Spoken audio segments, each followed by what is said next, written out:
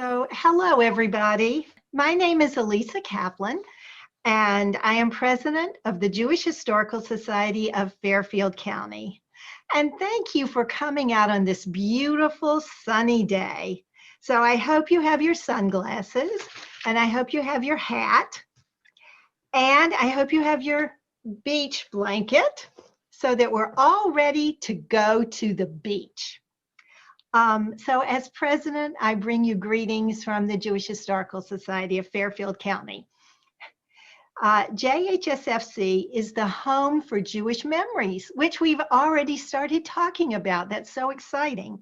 And I feel like I know Sloppy Joe's, and I've never even been to Milford or Woodmont, but it just feels like home to me.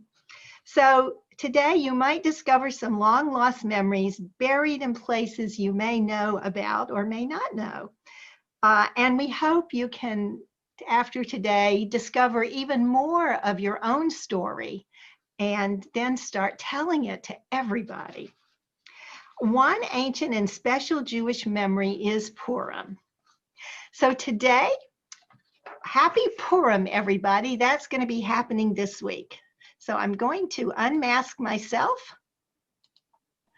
And now to the highlight of the day, our Jewish memories of Bagel Beach.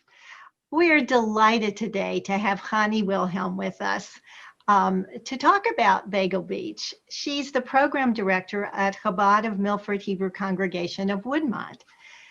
And she's a native of New Haven and moved to Milford 13 years ago. After hearing dozens of stories of people who had spent summers in Woodmont and at Bagel Beach, and now we're hearing Sloppy Joe's, she started the Bagel Beach Historical Association and interviewed dozens of people in order to preserve their memories. And a few of you are here with us today, and a very special welcome to you if you're here to share your memories with Chanie. Chanie is also the co-director of Camp Gan Israel of Greater New Haven, and she enjoys writing, skiing, and learning new things. And Chanie has a love of history, and she confided in me that she was on the board of the New Haven Jewish Historical Society. So watch out, Chanie, we may rope you in yet. If Fairfield County isn't that far from New Haven County.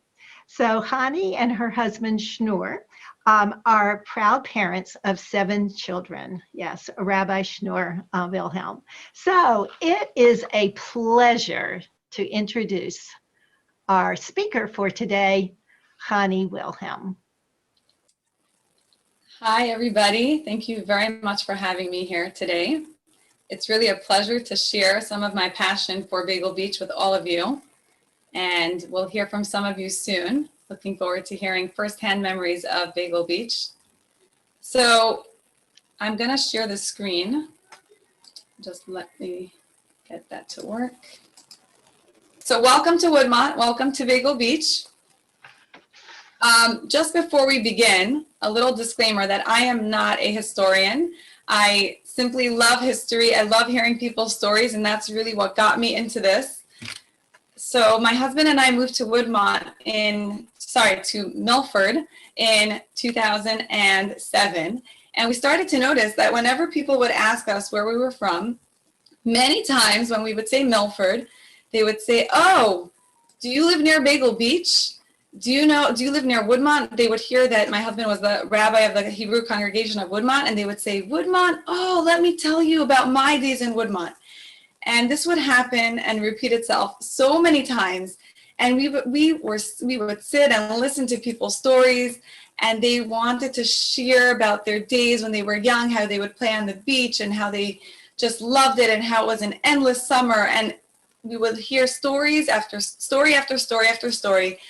And at one point at around 2011, I said, you know what, it's time to really document some of these stories because people have such a special connection to Woodmont, and stories that were shared from the 1930s, 1940s.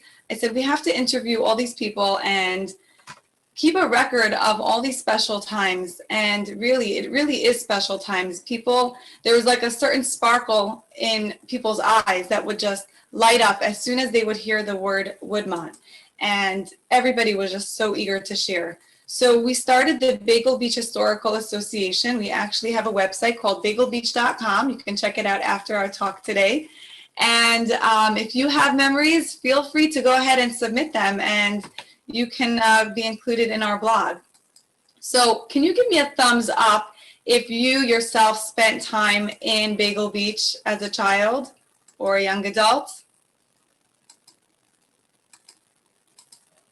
Okay, I see a few hands. Raise your hand if you heard of Bagel Beach before today's talk. Have you heard of Bagel Beach before? Okay, so I want to share with you a little bit of the story of Bagel Beach, and I think Bagel Beach is really a Jewish story. We know that the Jewish people are compared to the moon which waxes and wanes, and Bagel Beach definitely went through its high times and its low times, and hopefully we're back up in the high times now. But it really is interesting to look back at the century of Jewish life in Woodmont and Bagel Beach, and I'm going to explain some of the terms that you're going to hear over and over again because they are a little ambiguous, and it's important to just clarify. So welcome to Woodmont on the Sound. This is a sign that you'll find from whichever direction you come into Woodmont. Actually, it was an ordinance that was passed probably close to over a century ago, that there needs to be a sign at all the entrances to Woodmont. So let's get started. What you see here is a woman who was affectionately known as the Bubby of Woodmont. And if you look closely, you can see she's reading a newspaper, and it's a Yiddish newspaper. If you can make out the Hebrew letters, it says Freiheit. And I was trying to figure out when this photo was taken, and I did some Google research, and the Freiheit magazine was, it started being published in 1927. So this photo was probably taken in the late 20s, maybe early 30s, and it was taken in Woodmont. This photo was given to me by Charles Sterling, and he said this was the Bubby of Woodmont. We don't know where exactly it was taken, but there you go. One of the first Jewish families in Woodmont. There she is reading her Jewish newspaper in Woodmont. Okay, so how did Bagel Beach start? So, you know, it really speaks to the resilience of Jewish people. Jewish people were not allowed in the beach directly to the south in Morningside. People have told me that they remember signs that said no Jews, no dogs at that beach. So that left them with a little strip of land. It was at that time known as Burwell Beach. Some refer to it as the area of Farview Beach. Some even refer to it as Merwin Beach. But there was this little strip of land that they were allowed, and nobody bothered them there. And so Jewish people sort of discovered it in the late right after World War I, so 1919, 1920. And once this area was discovered, the Jewish people started to come in droves. So the Jewish people sort of took, you know, when life gives you lemons, you make lemonade. They said, okay, we're not allowed to go there. We're not allowed to go here. So we're going to settle here, and we're going to really make the best of it. So Bagel Beach sort of started because they weren't allowed anywhere else. And this was the one place that nobody bothered them. And that's where they decided to call their summer home. So to get a little technical here, this is a map of Woodmont Proper. You'll notice Merwin's Point at the bottom over here. I hope you can see my cursor. And this is Woodmont Proper. Now, this is not where Bagel Beach started, okay? So if you notice over here, Merwin's Point, we have the Beach Avenue. This street later became Hawley Avenue, road to New Haven. This is an old map, so this became New Haven Avenue. Take a look. I'm going to now zoom out a little bit to a more modern map, and you'll see that Merwin's Point was right over here. That area that we were just looking at is right over here, up here. But that's not where Bagel Beach started. I'm going to take you a little bit to the west. Here is where Bagel Beach started, where it says Burwell's Beach. This area right here, starting from over here is Morningside Drive. This is where the Jews were not allowed. This was exclusive area, prohibited area. But starting from about right here all the way up through here is what became Bagel Beach. This was the beginning of Bagel Beach. And it was not known as Woodmont yet because Woodmont was down here, right? Or up here, I should say. So this was Bagel Beach. This is where the Jews flocked to in the summers. And the reason why they flocked specifically here is because it was so simple. There were trolleys in those days, and there was a direct line from New Haven all the way to, going back for 1 second, the trolley stop ended right around here, sorry, right over here, where it says the beach house. This is where the trolley stopped. And that's where the end of Woodmont was. And that's where people would get off and then walk over here and go to the beach. So the trolley made it very convenient for New Haven Jews to come to this area. It was close to New Haven. People would come from Waterbury, Hartford, and even from New York. And another reason why they chose this area is because people were willing to rent or sell cottages to Jews. And again, as we mentioned before, no Jews allowed was the refrain if you went a little more to the north, a little more to the south. So this is the area where they felt comfortable enough to purchase property and come and visit. The beach there was sandy and it was nice and comfortable as opposed to other areas of the beach that were more rocky. And even though anti-Semitism was rampant in many other parts of Connecticut, this was one area, as I mentioned before, where they felt they were able to do as they pleased. So, Chanie, just a little clarity. Could you go back to the map for a moment and just point us to where New York is and where, which direction is New York and which direction is New Haven? Sure. New York is south. Okay, this is with north is this map is positioned exactly with north to the top. So New York is to the south, to the southwest, and we have New Haven up there to the north, little to the north northeast. So I hope that helps. So just actually, while we're here at this map, this area right here is Anchor Beach. This area is Crescent Beach, and this is Woodmont Beach. And even though Woodmont Beach really refers to this area, this whole area became known as Woodmont once the Jews settled in that entire area. So it started off over here at Bagel Beach or Burwell's Beach or Merwin Beach. It went under many names, and then the Jews slowly started migrating eastward and northward until this whole area was very heavily populated by Jews, and this whole area was referred to as Woodmont. So right here you see it says Chabad of Milford, HCW. HCW is for Hebrew Congregation of Woodmont. You'll notice that the shul itself, the synagogue itself, is not even in Woodmont. That just speaks to the idea that everything was known as Woodmont, even though it wasn't really in Woodmont proper. So even though the Jews were not in Woodmont, they still called it Woodmont because by the 30s, and we'll go through the timeline in just a minute, once the Jews settled in Woodmont, this whole area sort of took on the name of Woodmont, and Bagel Beach and Woodmont were used interchangeably. Okay, so moving along, the Poli Mansion sort of was the demarcation point for the end of Bagel Beach. Just go back to the map for a second. Here is the Poli Mansion on this little area right here. So what you're seeing now, this was built in 1913 by a theater magnate named Sylvester Poli, and he built this beautiful villa, this beautiful mansion with many mini mansions attached to it. And the Jewish kids would try to sneak in and see what was going on. This was one of the exciting things they would do, to peek over and see what this wealthy family was up to. In fact, there was one person who remembers that one of the Poli daughters got married, and they even brought in a seaplane that landed on the water and picked up the couple to take them to their honeymoon. And that was like a huge event for Woodmont. People talked about that for years. So anyway, going back to 1919, and we said that 1919, that's when the first Jews came to Bagel Beach, to this area in Milford. 1920, 1921, slowly more and more Jews were coming. And again, they were only coming in the summer. This was just a summer area. The cottages were not insulated. and most people did not live here year-round.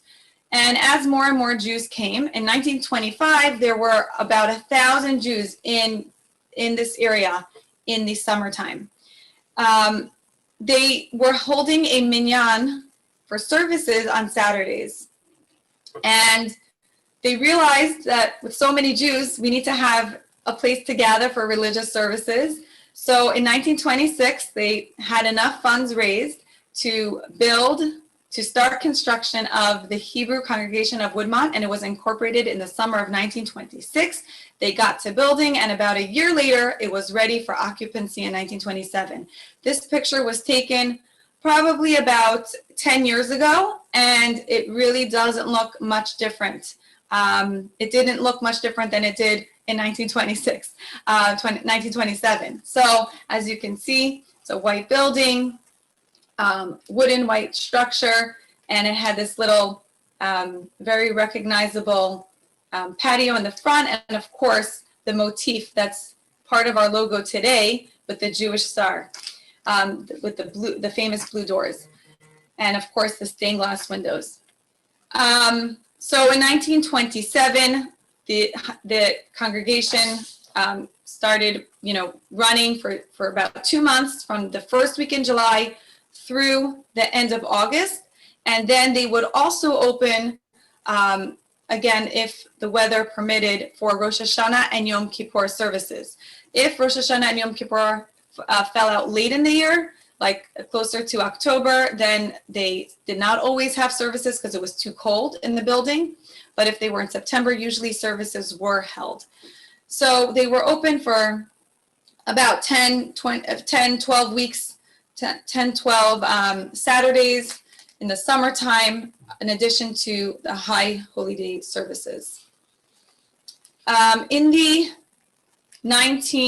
congregation grew, and the records show that in the 30s, there were about 25 to 50 families coming for Friday nights, and about 50 to 75 families coming for Saturdays. So it was quite a big crowd. Now, this is a sign from 1933, and this is a copy of the original, of course. These signs were posted all over Bagel Beach area, announcing the dedication of a new Sefer Torah, a new Torah scroll. And you can see the Yiddish, the whole top of the sign is in Yiddish. It even refers to, over here, Woodmont Proper, the Woodmont Synagogue. The day and the week they talked about the week as the Parsha, the Torah portion. That was how they referred to what week it was. You can see the rich Jewish culture in just the sign that was put up to announce this Torah dedication. It's pretty amazing. They had music, and they had important rabbis that were going to officiate there. So that's pretty cool that we still have this sign today.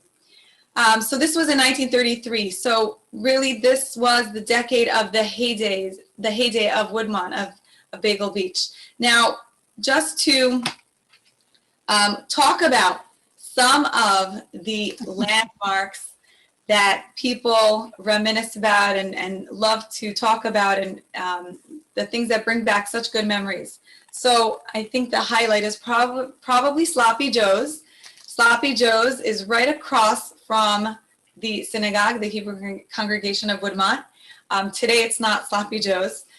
Today it's, I forgot what it's called. It goes through so many, who can remind me? Jose's, isn't it Sloppy Jose's? No, it was Sloppy Jose's. And then it became, I think it's Oscar's now, if I'm not mistaken. No, it's Bonfire. Thank you.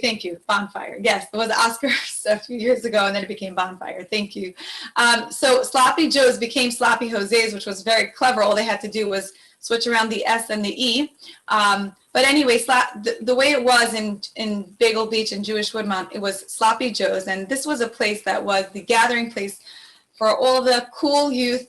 People would stake out a spot at night, and sometimes they would have to wait online for a really long time. They would get their drinks, whatever it was that they were getting. Raz Lime was one of the famous drinks that they sold there. And actually, this is even mentioned in the book, As Close to Us as Breathing, that some of you may have read, which talks about Jewish Woodmont.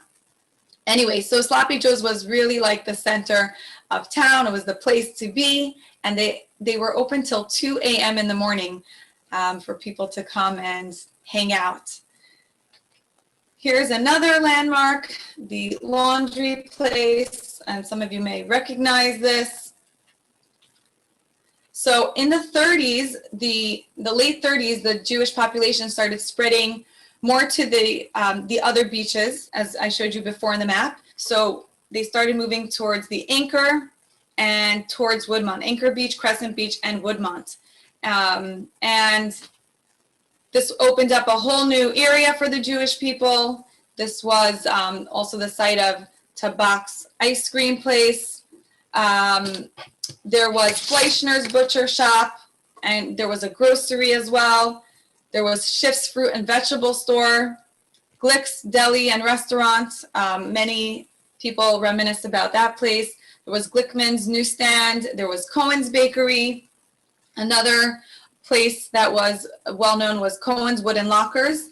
That was a place where people would come for the day from New Haven. They would just, if people did not have a cottage, they could still come for the day. They would just take the trolley. They would pay a few cents to rent a locker. They would change and then have fun at the beach. And at the end of the day, they would take their stuff back out of their locker and go back on the trolley back home. So Woodmont was not just for people who lived there, but again, people would come in just for the day. So there was, so Cohen's Wooden Lockers was the destination for the people that were coming just for the day.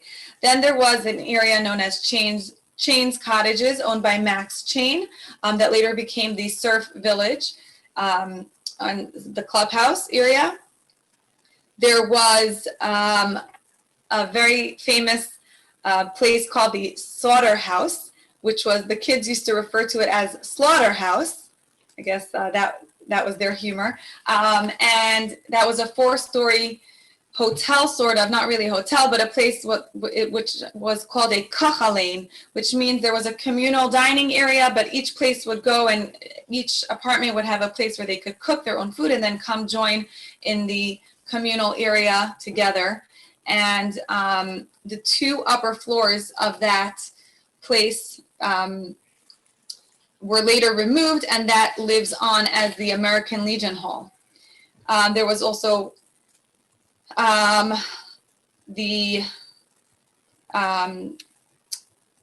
let's see, there was Sin's Grocery as well, and Allison's Grocery. That's where people would get their food. And of course, the trolley stop where the trolley, where people would get off to go to the beach, there was an ice cream stand that was owned by Phil Kastman, who sold ice cream and sandwiches, and that's where people would disembark from and go onto the beach. And I forgot to mention that's also one of the reasons why the Jewish people refer to this whole area as Woodmont, because that was the name of the trolley stop. So if they were getting off at Woodmont, they just figured even if they go on from there, it's still called Woodmont anyway. So the whole area became known as Woodmont because of that trolley stop there. There was an iceman that would go around selling ice so you can keep your food cold and preserve it. There was the fishman that would come around. There was the milkman that would make his rounds.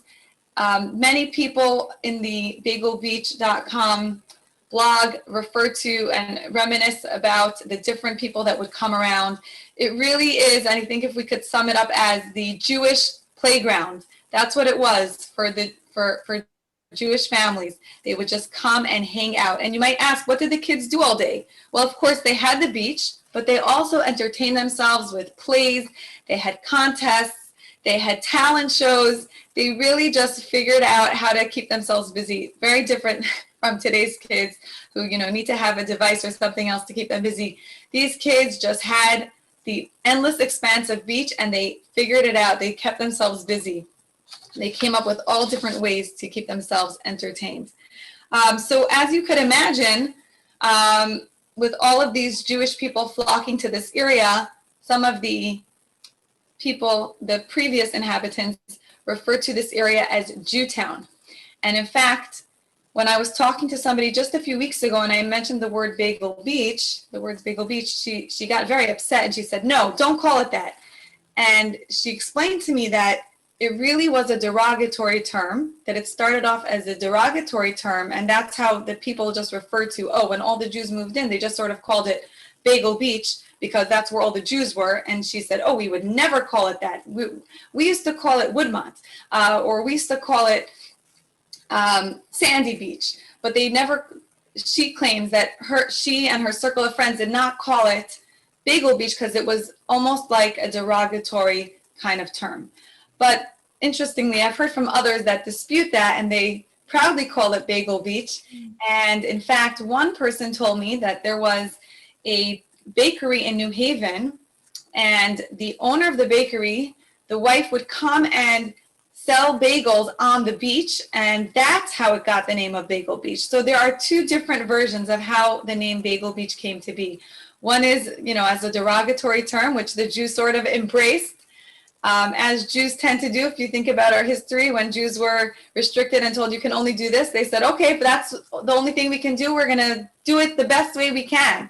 Well, that's what the Jews sort of did. If they were told they could only live in this area or summer in this area, then that's what they were going to do and make it as Jewish as they can. So that's what they did.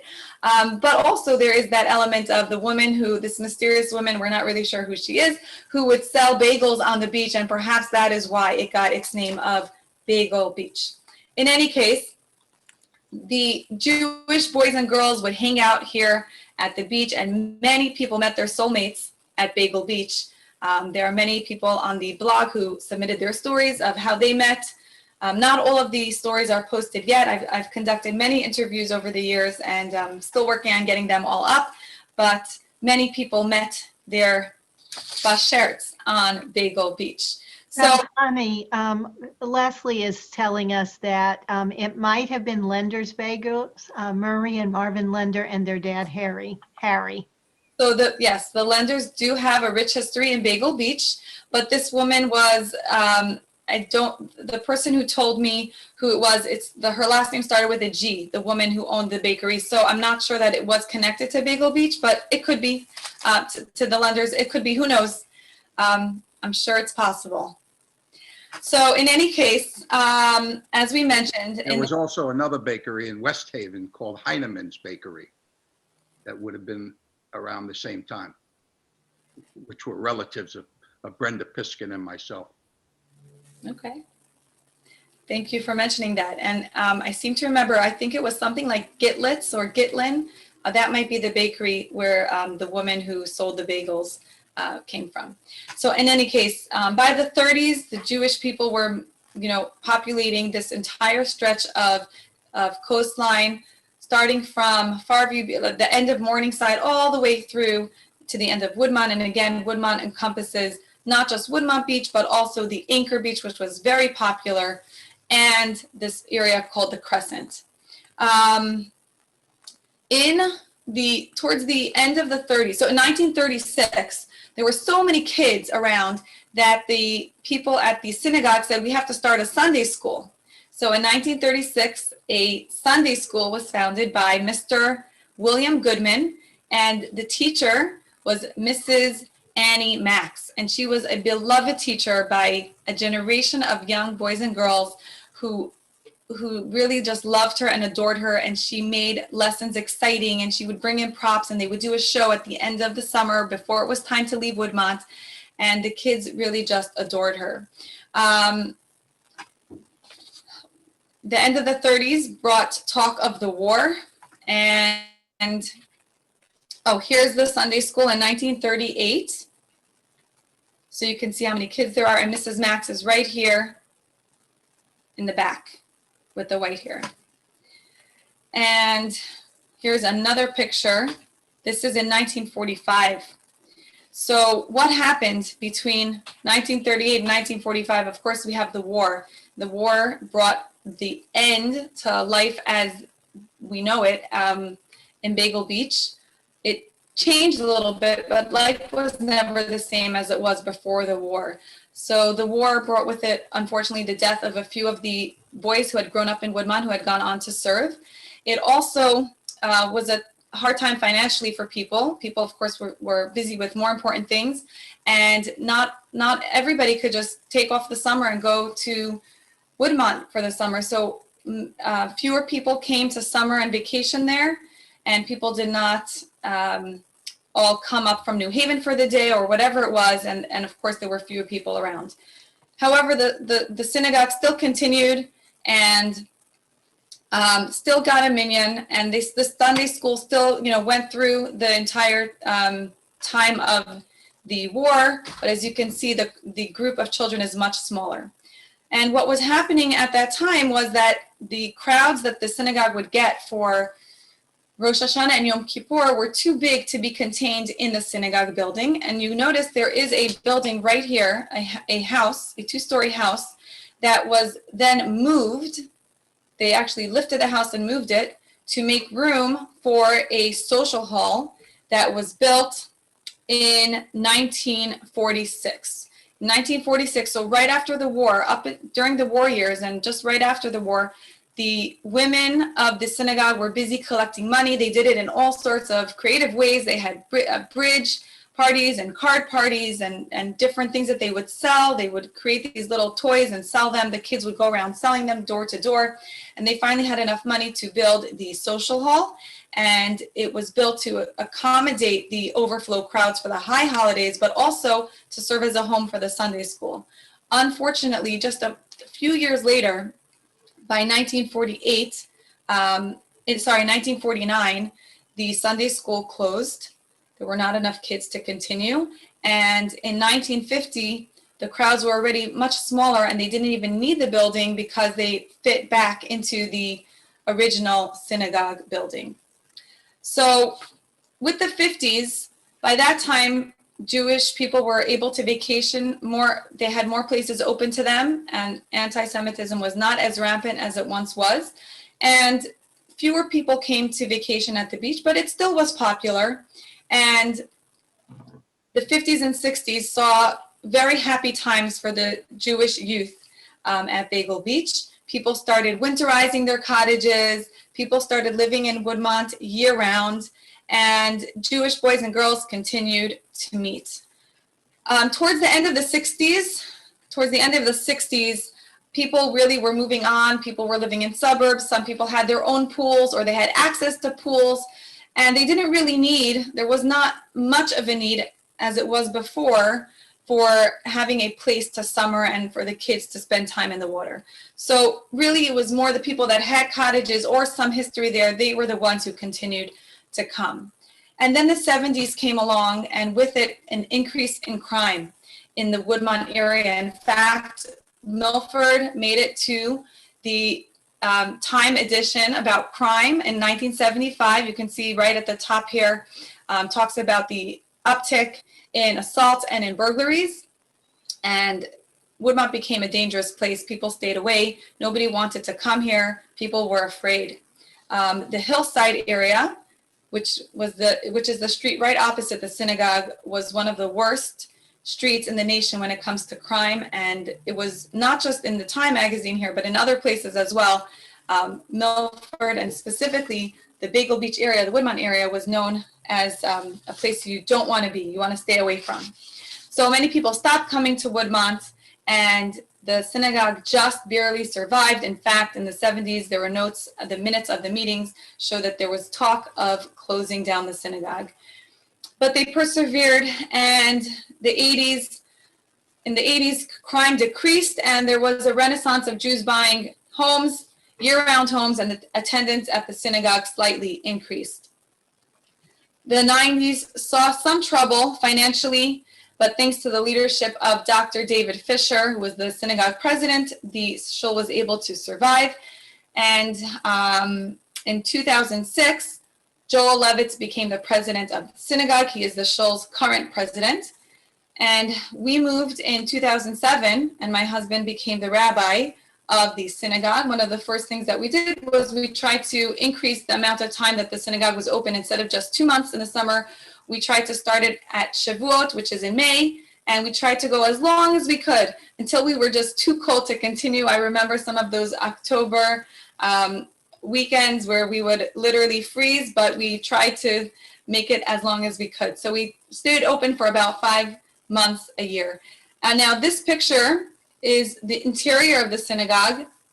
And this picture was taken in 2012, shortly before a devastating fire, which you can see in the next picture. And this is really what is left right now of the synagogue. This is the exact same, this is facing the exact same place. So you can see the bima in the background, you can see the steps leading up and the 2 windows. And here you can see this is the exact same, taken from the exact same place. You can see the burnt bima, you can see the steps leading up to it, and the 2 windows, the space where the windows fell out because of the fire. It was an electrical fire, but it was a devastating fire, and it completely devastated the inside of the synagogue. Here are some photos from then. That's the day of the fire, of course, the police department and the fire department putting out the fire. The 2 Torahs were able to be saved. You can see the damage, they had to be repaired. And then there was, this is some of the damage, and there was a ceremony to bury all the religious artifacts. Today, so just a few years later, we have rebuilt the social hall. The decision was made to, even though the fire occurred in the shul itself, we realized at that point that our congregation was large enough that we would not fit in the smaller synagogue building. So the social hall was completely redone. You can see these are just 2 pictures of recent events. You can see how it looks inside now, of course, pre-COVID. And there's a 2nd floor. You can see the staircase in the back leading up to a 2nd floor. And the synagogue still is there, sort of silently watching over the area. And it's sad to see, but it is a shell of, the shell is still there. The inside looks like that. And we are waiting to see what will happen with that building. But the good news is that Jewish life is alive and thriving in Milford, at Bagel Beach and at Woodmont. And we hope it continues that way.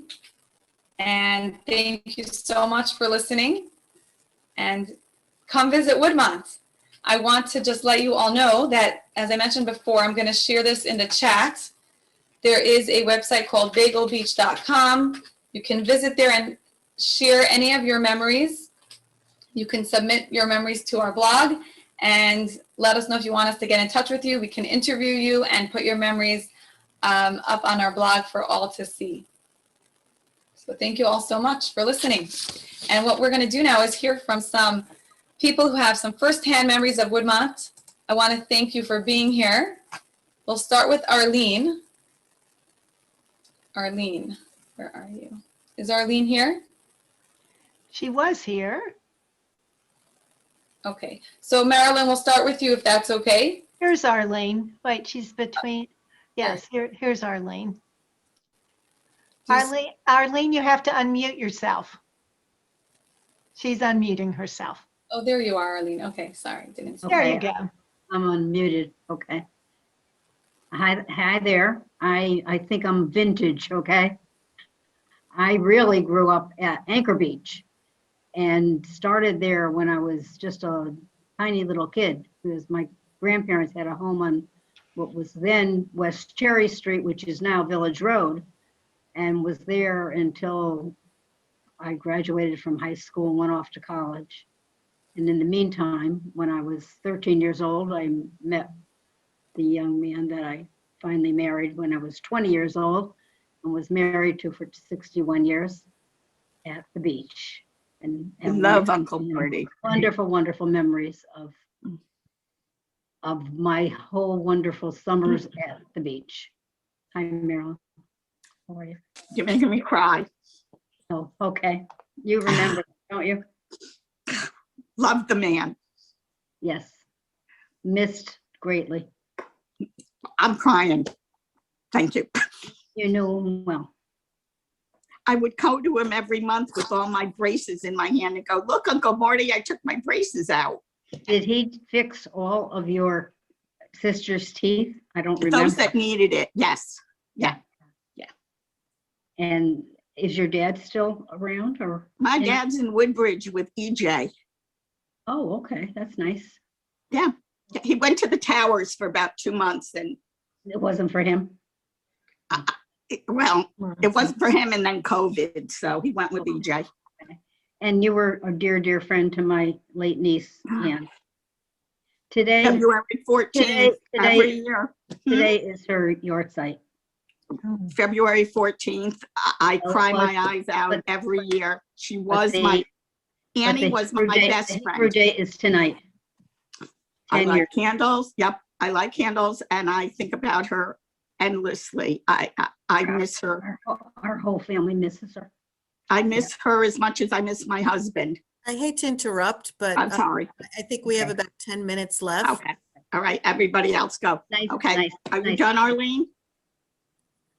Oh, I could go on forever because I lived there for every summer of my life for like 16, 17 years. But go ahead and get somebody else's memories because mine from Anchor Beach are endless and beautiful and will never, never be forgotten. We did summers there from the time I was 12 until the time I was about 22. And then I got married, so I didn't go, but my family was still there. We had a house between Sloppy Joe's and the Villa Rosa. It was the 60s, so it was the end of Woodmont as we know it. It was still Sloppy Joe's, but one of my friends from the beach bought it when the Benders sold it, and he was from California, and he turned it into Sloppy Jose's because the building was there and the letters were there, and Lowell and Jimmy Loomer brought it back to life as Sloppy Jose's. That's the story, how it became Sloppy Jose's from Sloppy Joe's. And the family that owned Sloppy Joe's is still very local, and I will reach out to them and see if they want to put anything into your blog, Chanie, because I'm sure that they will. When I was at the beach, it was a very different time. Oh, for sure. Yeah. You know. You're a whole generation younger than I. Okay. Yeah, it was very different. We, but in our heads, it was the Catskills of New Haven. Absolutely. Yeah, we had freedom to roam. Our parents never locked the doors. My mother would come downstairs for breakfast and would have no idea who would be sitting at the kitchen table, and oftentimes not her own children. When I lived there and I was a teenager, I had to be in by 10 o'clock. Some of the kids had no curfews, but I did. Okay. Yeah, no, by the 60s, and my mother having 6 kids went, I don't care. Come home, don't come home. Okay, good. Whatever, it was a different time. She was a wonderful lady. I remember her well. So, Chanie, do we have, is there anyone else who wants to share a memory? Yes, we have. I'd like to it's actually isn't a memory. It's a story that was told to me about Fleischner's butcher. Fleischner was my Aunt Sophie, or my great Aunt Sophie, my father's aunt. So I guess my great aunt, and she came over from Poland, I guess, and was the first of 9 sisters to come over. Got married and started this butcher. They started this butchery. I'm not sure exactly what happened to her husband, but as I understand it, she actually was one of the first people to get a license to drive kosher meat to the people in New Haven. But in the summer, she would focus on Woodmont. And her daughter, Lynn Caden, who lives in Woodmont now, she has a house there. She would deliver the meat with her grandmom. I'm sorry, Sophie was wait a minute. Yeah, Sophie was a grandma. And then Sophie would go around and collect money. But that was her business. The kosher meat business was very well known in Woodmont. Thank you for sharing that. Thank you, Leslie. And I want to connect with you afterwards. I'd love to hear some of your stories. So we have Erwin Abraham on here and Arnie Lehrer. We'd love to get to both of you. So whoever wants to go first, if you could just share a minute or 2 stories. It's Irwin here, and it's funny because I know Marilyn. I'm a contemporary of hers, and the Lowell story, and when they bought it to Sloppy Jose's, I lived in the same area as you. We were friendly. I don't know if you remember with Walter Poli Sheehan. Walter, yep, And Walter. we used to go out on his boat sometimes, Yeah. and you know, all the memories that you shared are my memories. I lived between 104 Merwin Avenue, and then I moved to the other cottages across the street to Abe's houses. He had some cottages. Right. So I started off in Mr. Levine's cottages at 104. He had that court, and then we moved later on across the street. So one time I was closer to your home, and later on I was down the street. And I remember your dad. I remember him well. He was the sweetest guy in the world. He's still here. Oh, he is. He is. Oh, yeah. And one of your sisters follows me on Facebook because EJ. yeah. Because she So- was friends with Rozzy. right. She's Rozzy's age. So, I'm older than you are. yeah. So when you started to share, I'm saying, wow, that's my same story, you know. But the only thing I have to add is I used to go to the synagogue down the street. You know, my parents were, at the time, they forced me to go to synagogue. You know, I was a young kid like you. And so I remember that synagogue well, and I have very fond memories of Woodmont. It was, I consider some of the best years of my life, walking around without shoes, walking to Anchor Beach, Yeah. you know, swimming lessons. It was just public time, you know, just a wonderful time. And I still, on Facebook, they have Woodmont Memories or something. Oh, And okay. Okay.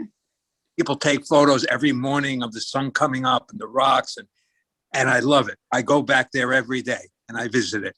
And it's Well, just Larry Pinsky takes amazing pictures over oh, there. yeah, we're on there. I'm still friendly with Larry and Irving, Yeah, me too. Rohinsky. I'm still in touch with all of them, and I love that place, and it's great seeing you. And Lovely to see you. wonderful to see you. Regards to your dad, Arnie. Go ahead. Absolutely, Arnie. Thank you. Yeah. Ellen. Thank you so much for sharing. And now we'll hear from the Pinsky's cousin who you mentioned before. Yes, so Right. here's Arnie. Am I unmuted? Yes. Nope, you're fine. Okay. Hi, Erwin. Hi, Marilyn. Hi, everybody. Hello. So I was more of a Woodmont wannabe. I was there a few months here and a few months there with my family, but I never really lived there every summer, but I used to take the bus there a lot. I started off going with my family to the, what was the public beach, which doesn't exist anymore on Bagel Beach. It was over by the Veterans Center, which used to be, I guess, a hotel of sorts in his day. And it was a public beach. Everyone used to be able to go. And everyone knew everybody. And little by little, I got, when my family started coming, when my cousins, the Pinskys and Rohinskys, started coming to every summer on the beach, which is in the exact spot that I am in right now. And there's the beach. I recognized it. Oh my God. the Okay, rock. yeah. So there is Barrels Rock behind me. Oh my gosh. My cousin went out in a boat with paint Peace sign. and painted a peace sign on Barrels Rock, which was there for years. Do you guys remember that? Absolutely. Okay, so some of my memories of Bagel Beach, of being there, and I was there. I just loved the place. It was like heaven on earth. We all, like Erwin said, we used to walk around barefoot. It was just carefree. It was a lovely environment. When the families went there, it was like getting away from everything else and just enjoying themselves. It was just beautiful. So some of the things that I remember, first of all, I remember the Good Humor Me and Charlie Baby. I remember the incredible sandbars where we used to dig and play ball and whatever. I remember Abe Wasserman organizing volleyball games all the time. Yes. You know, and taking ball. all the kids out on his little rowboat. And Yeah, he did. It was a 12-cent rowboat, but it was $1 million to us. We had the best time. absolutely. You know, I remember going netting for Shiners and Kellys, and then in the fall we used to hook the bamboo poles and go fishing for the snapper blues. I remember playing with day in and day out for endless hours with Marcia Schnee, Spit, Yes. which was a card game on her porch. Yeah. And the bonfires and the singing. The She used to- bonfires on the beach, they were great. Marcia used to come with her guitar and play Dylan and Beach Boys tunes for us. And why wasn't I there? Because I was smoking pot someplace else. Yeah, you were with, yeah, I know you were with. Yeah. What can I say? Haven't changed. Yeah. So just some of the names of just some of the families that I remember from being there in those days were, of course, my cousins, the Pinskys and the And Rohinskys, Rohinskys. and the Schnees and the Wassermans, and you guys, the Abrahams and the Gimpels, and the Ganazers and the Kasowitzes and the Avigdors. And Yeah. you guys can go on a lot more than I can. And then there was, of course, the Loomers, who I think they were Lebanese, if I remember. I was friends with them. I don't know, I maybe. think their background was Lebanese.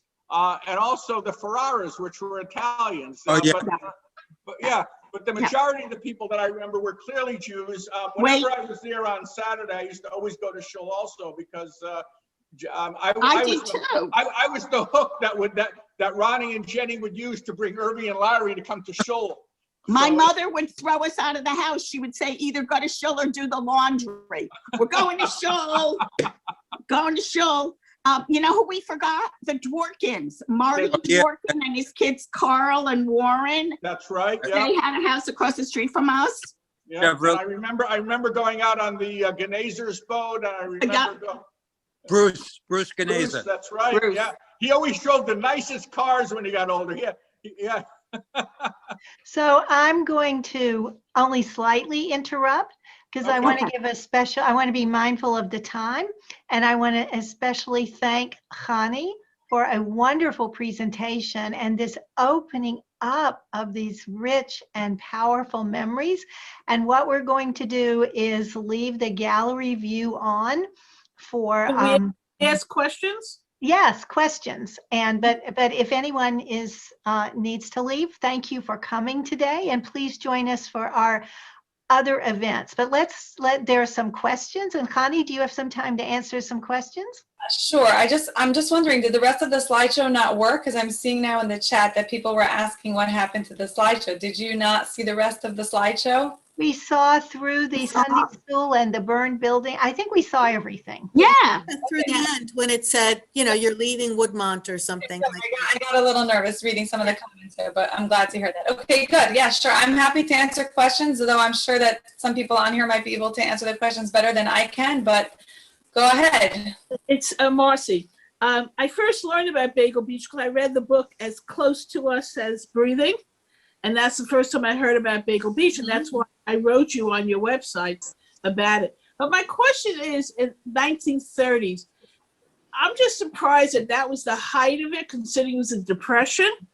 I would be surprised that people had the money to go for vacationing. That's just surprising to me.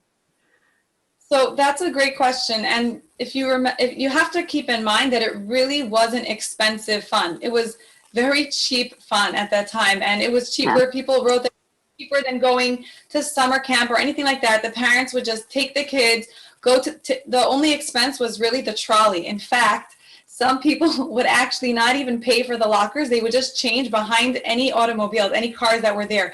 I found a very funny complaint that was sent to the borough of Woodmont, where the person writing it was complaining that people are changing into their swimsuits behind automobiles, and how unsightly it was and how terrible it was, and if the borough could stop.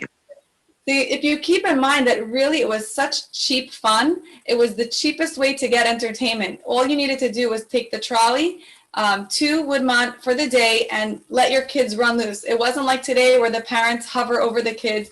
The parents did not even see the kids. They said, we don't want to see you till the end of the day, like Marilyn mentioned before. Go ahead, I'll see you at dinner time. That's how it was.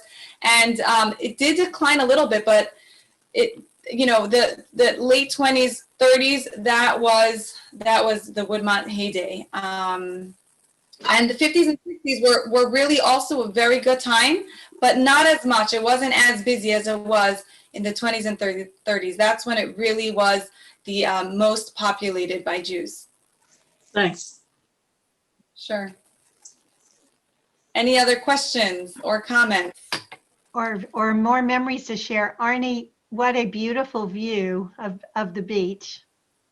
So 3 years ago, can you hear me? Am I still on? Yeah. So 4 years ago, I was living in Woodbridge. I lived there for 28 years, and we were part of a very small minion, the Woodbridge Minion, and our children were growing up and out, and we were declining, and we weren't able to survive. So I was the last of 3 families that moved out to Woodmont to be in a Jewish environment and near a shul. And thank God the Wilhelms have really done a great job of bringing things back at the shul, and it's a really thriving environment. The shul is doing very well, and there's lots of great memories there. I enjoy my time there, which I'm there a lot, and so's everybody else. It's just a lovely thing. After the years of Woodmont, as a kid, my 4 years through college, I rented a cottage on the beach. I don't know if you guys remember that, but it was on Mark Street. We used to have parties on the weekend, and our neighbors hated us. We used to have 300 people come, and and we had, I don't know how many gallons and gallons and gallons of vodka. We used to end up on the beach. It was crazy and wild. But it was really, when I look back at what's going on today, it was kind of innocent fun for us in those days. It wasn't, it wasn't dangerous. It wasn't, it was really lovely. And Woodmont is on its way back. It's doing really well. There's a lot, as Chanie said, there's most of us that are here now are here all year round. There's still a few families that come just for the summer that have places. But most of us are here all year long. Arnie, do you know Alan and Lynn Caden by any chance? It doesn't ring a bell. Out there? You know them, Leslie. Oh, you do? Yes. So you are their, did you say you're their niece? Is that? No, the Cadens are, let's see, so they're Lynn is the granddaughter of Sophie. So I'm somewhere second or third cousin, niece, or something like that. Yeah. And then the other family is the Resnicks, Liz and Alan. Oh, sure.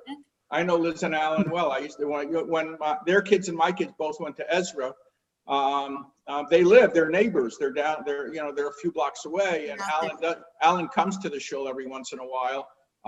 For years, I used to play poker with Alan. Oh. So I just want to interrupt for a second. Hi, everybody. I'm Chanie Wilhelm. Leslie, I just want to mention, I remember Lynn Caden sharing with Chanie and myself that she remembers sitting in her grandmother's hotel room. There was like a 3-story hotel, and other residents would yell down to her, and they would yell their orders to her, and she would run up to the different rooms. Exactly. Yes. You know the story better than me. Yes. Well, Lynn shared that memory with us. So thank you. Welcome, Rabbi Wilhelm. One other thing, I taught in Greenwich for many years, and there'd be sometimes single teachers would rent houses in Milford because it was a cheap rate. They had to be out they couldn't come in until after Labor Day and had to leave by Memorial Day weekend. So they had to find alternative places to stay. But it was such big houses for relatively cheap, and they'd be on the beach. My father used to rent his out in the winter to teachers all the time. Yeah, because we lived elsewhere. Yeah. And by the way, the book, As Close to You as Breathing, that you brought up earlier, I was telling Chanie, the author of the book had never been to Woodmont. She got all the information from her mother. That's great. Because I contacted her because I was blown away by the fact that she knew so much. And I wanted to know, how come I don't know you? Because of course we all know each other. She had never been there. Yeah, I'm gonna get. You probably know her relatives, Allie, Elizabeth, Paulina, right? Do you know her? Yes. Right. No, well, I contacted her. I don't know. That's what I'm saying. I thought I would know her, but she had never been. No, I'm sorry. I mean, Elizabeth Saracen is her first cousin, I think, who had the cottage on Hillside. Do you know Elizabeth Saracen? And the daughter. Okay. No, we didn't. We, like Erwin and Arnie and all of us, we kind of stayed in our own spot. We didn't. There were so many of us, we didn't have to go out any further. There probably were 30 of us. Of course, my family, there were 6 of us. Okay, but there were probably 30 of us. Yeah, so I had a great aunt and great uncle who lived on Hillside in the 30s, 40s, and 50s. I remember going when I was a very young child, but by the time we moved there, they were gone. So I just want to mention that we do plan on having a Bagel Beach reunion. We know there's a need for it. There's so many people that have so much to share. So if you are interested in any more information, it would be helpful if you sign up on bagelbeach.com. You can join our mailing list. We're going to be holding something hopefully in May, maybe June. We'll do the first ever virtual Bagel Beach reunion. So that will be a great time for everybody to share memories and see all the people that they remember from their youth. So look out for that. Thank you. Honey, have you ever talked to Katie Murphy, who's the historian for Woodmont? Yes, and I have her book. We schmoozed for a little bit. We exchanged photos. Yes, she wrote a book called Woodmont on the Sound that was very helpful in understanding some of the history. And yeah, she's great. So, well, thank you. So I just want to say thank you to everyone. And what a fascinating and wonderful story. This is what a historical society does, and especially a Jewish historical society finds Jewish memories. And we want to tell our story. We want to tell people that we lived here, that we walked on the beach, that we got sand between our toes, that it really happened. And each person sitting around our virtual table today is an encyclopedia of your history and of Jewish history. So thank you for giving us a glimpse of how wonderful those summers were and life at the beach. And Chanie, thank you for putting all of this together. And come visit us in our archives in Stamford and see what we have about our area and find out some other good memories. Thank you again, and we'll see all of you at the next thing. Happy Purim, healthy Purim, and greetings to all. Thank you. Thank you. Thank you very much. Thank you, Arlene, for coming on. Thank you, Arnie. Thank you, Marilyn.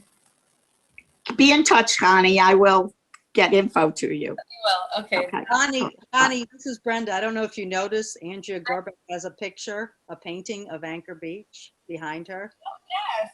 She grew up. Yes, get a little larger. She spent cool.